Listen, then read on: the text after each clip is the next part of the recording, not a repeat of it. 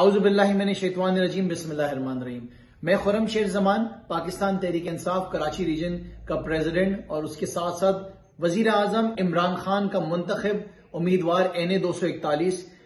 میرا انتخابی نشان ڈھول ہے، اور میں آج یہ حلف اٹھاتا ہوں، میں اللہ تعالیٰ کو گواہ بنا کر حلفیہ اقرار کرتا ہوں اس قرآن شریف کے اوپر اپنا ہاتھ رکھ کے کہ 8 فروری